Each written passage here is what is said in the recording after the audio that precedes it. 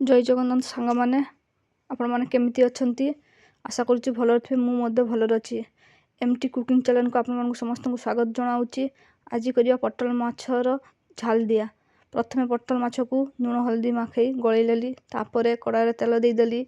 तेल देलापर तेल को कड़ाई चारिया भलसे खेल तापर पटल माछ को पकईदेली। कड़ाई पटल माछ को भलसे भाजीदबा, पूरा भाजवा नहीं अल्प टिके भाजीदबा, कारण झाल देपाई पूरा माछ भाजिले भल लगे नहीं, टिके कंचाटिया रही भल लगे से अल्प कर भाजीलबा। आपण मैंने समस्त पटल माछ को आपण मान जगार कौ माछ नाम जानते मत कमेंट जनइबे। तो पटल माछ को एपट सेपट कर भलसे पलटैलबा। तापर कड़ाई तेल दे पियाज को छोट छोट कर काटिदेबा। रसुण कुची मत दबा। पियाज रसुण कुची देले तरकारीटा भल लगी था। रसुण स्वादटा विभिन्न भल प्रकार लगी था। टमाटो देदेबा। टमाटो देले ग्रेवीटा भल हुए।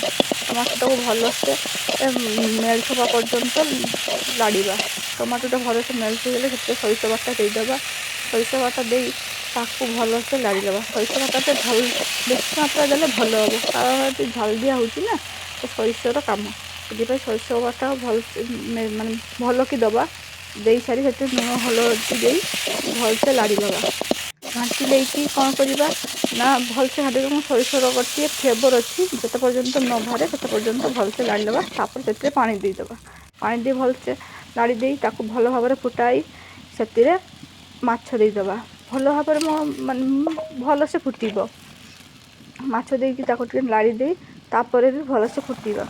फुटे सारी से आम धनिया पत्र को देदेबा। धनिया पत्र देले कौन हुए ना तार स्वाद भल भाव होता है। से धनिया पत्र देदेबा। धनिया पत्र दे भलसे लाड़ीलबा। तापर किसी समय फुटेबा। फुटे सारी ढाई नवा। ये देखु हो गला।